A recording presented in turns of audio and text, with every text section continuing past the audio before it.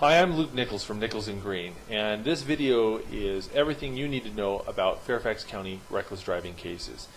Now, to give you a little background about ourselves, we do hundreds of reckless driving cases every year, and the vast majority of them are in Fairfax County. So every day we're talking to drivers who've been charged with reckless driving in Fairfax County, and we hear the same questions over and over and over again. So this video hopefully addresses the questions that you likely have if you've been charged with reckless driving. Now, first off, we're going to cover what is reckless driving, what is the likely outcome of a reckless driving case in Fairfax County, what are some of the defenses to reckless driving, what it will be like at court for you, and do you need an attorney for your reckless driving case. So first off, reckless driving is not just one law, it's a whole series of laws. But all reckless driving laws have one thing in common. They are criminal offenses. If you've been charged with reckless driving in Virginia, you've been charged with a criminal offense. It's a Class 1 misdemeanor, just like DUI or assault and battery. So it's a pretty serious offense considering the nature of the crime. And this surprises a lot of people. So if you're shocked to find this out, you're not alone. But just remember, this is a criminal offense, and it does not come off your criminal record ever. If you're convicted, it's there to stay. There are no expungements. It doesn't come off your record like a traffic ticket. It's a permanent conviction. Secondly, the most common form of reckless driving is reckless driving by speed. 80% of all the reckless driving cases are reckless driving by speed cases. To be guilty of reckless driving by speed, all you need to do is drive faster than 80 miles per hour or more than 20 miles per hour over the speed limit. That's it. You don't need to be dangerous. You don't need to be crazy. Just if you speed too much in Virginia, you're charged with a criminal offense. Reckless general is a catch-all statute that covers a lot of scenarios, but is mostly used in accident cases. It's the technical definition is driving in a manner which shows a disregard for the safety or well-being of others or others' property. Reckless driving for failure to maintain proper control of your car is another form of reckless driving that's quite common, and reckless driving for passing a school bus is another common form of reckless driving. But there are a total of about 14 different types of reckless driving, including reckless driving for having faulty brakes, passing two people abreast, entering a highway without yielding. There's a whole bunch of different types of reckless driving offenses. So what is the likely outcome of your reckless driving case? Well, the worst case scenario, the absolute worst case scenario, is 12 months in jail, 6 months loss of your driver's license or driving privileges, a $2,500 fine, permanent criminal record, negative 6 points on your DMV record, and major auto insurance hikes. However, this is a theoretic worst case scenario. Whether this is actually a likely outcome for you or not is completely dependent on a lot of different factors. So before you have a heart attack and think I'm going to jail, call us, talk to an attorney. The vast majority of people aren't going to get the maximum punishment. This is the maximum punishment. And if you're from out of state, some of these penalties may not apply to you.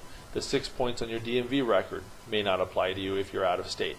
The 6-month loss of license may not apply to you if you're out of state. So talk to an attorney. Okay, find out what you're facing. But here's to give you an idea of a more realistic worst case scenario if you're in a reckless driving by speed case.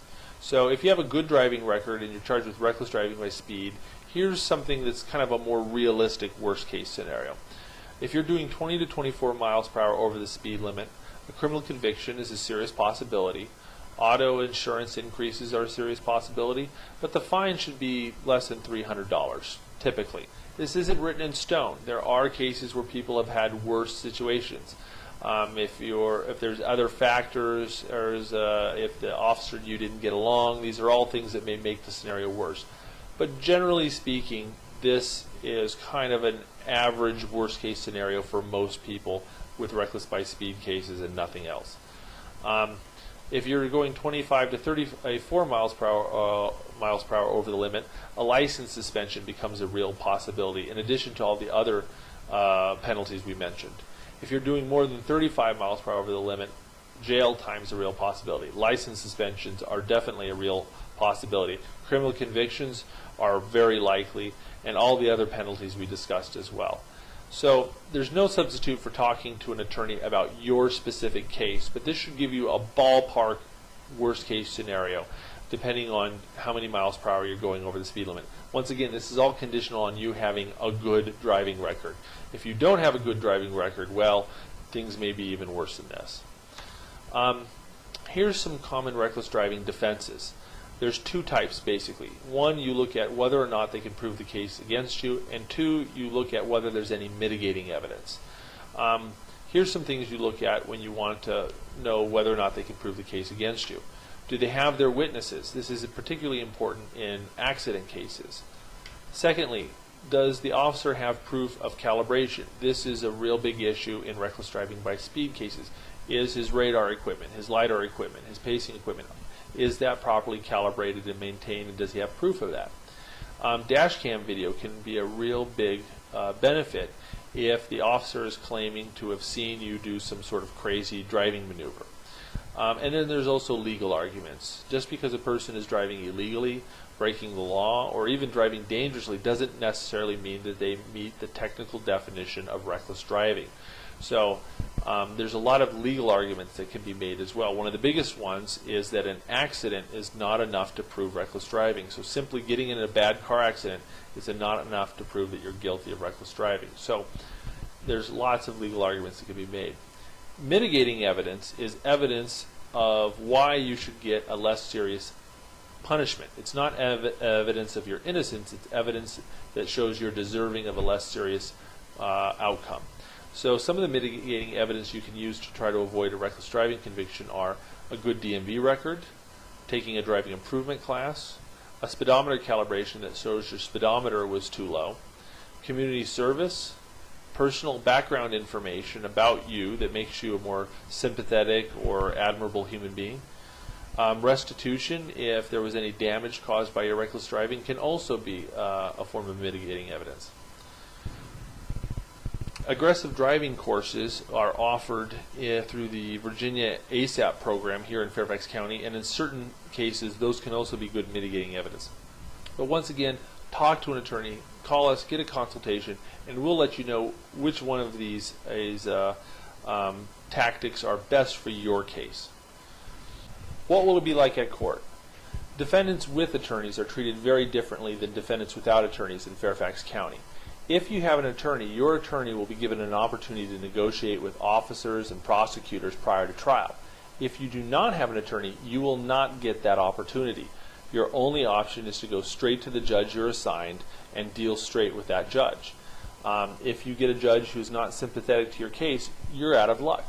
Having an attorney means that you get an opportunity to negotiate with another decision maker. It gives you a second opportunity to get what you want and greatly increases your chances of success.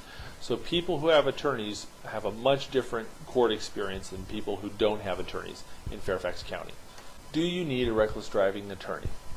Well, as I mentioned before, if you do not have a reckless driving attorney in Fairfax County, you will not be given a chance to negotiate. So if you hope to work out a deal before trial, if you're trying to get somebody to reduce your charge because you're a good driver, you're a good person, you didn't mean to speed, you were just passing a car, you didn't know you were going that fast, if you're trying to negotiate a solution, having an attorney is a huge advantage because without an attorney, you will not get a chance to talk to a prosecutor or talk to the officer beforehand. So in Fairfax County, having an attorney greatly increases the chances you'll get what you want through negotiations. Additionally, if you have an attorney in Fairfax County and you have a form of reckless driving where you're not likely to go to jail, you can waive your appearance. That means you can avoid coming to trial, coming to court. So if you're out of state or you don't want to take the day off work to go show up to Fairfax County Traffic Court, and you're not facing jail time because of your reckless driving case, you can hire an attorney to appear in your behalf, and if you sign a waiver form that authorizes your attorney to act in your name, that attorney can appear for you in court and you don't have to show up. This is something we do all the time, and there's not really any negative downside for the vast majority of cases. So if you're interested in avoiding and coming to court, give us a call. We'll let you know whether you qualify. Attorneys pay for themselves. The auto insurance hikes alone can be financially disastrous. If you can avoid a big auto insurance pop, that attorney is worth his weight in gold. That will save you a lot of money. Additionally, if you're facing the possibility of losing your job because of a reckless driving conviction, these attorneys pay for themselves. So people who have security clearances, who drive company vehicles, who have CDLs, who drive for a living, this is a big deal. Getting a reckless driving conviction can have serious effects on your job. So and a good attorney can pay for himself quite easily. Attorneys have a high rate of success in Fairfax County on reckless driving cases. If you look at the statistics of people without attorneys versus people with attorneys, having an attorney greatly increases the chance that you will avoid conviction for reckless driving or avoid some of the more serious consequences of reckless driving. More so than just about any other criminal case, reckless driving's, there's so much an attorney can do for you. It's just a very high rate of success. Another issue is if you have a trialable issue, if you are attacking the legality of your arrest, if you think you're not guilty and you want to fight it, you are not going to get that much time to talk to a judge. If you watch the trials of people without attorneys, typically they don't go more than 5 minutes. The judges get very impatient with them because people just don't know what they're doing, and they're just kind of monkey shows. They just it would be humorous if it wasn't so serious. People with attorneys who know what they're doing are given a lot more time to talk by the judge.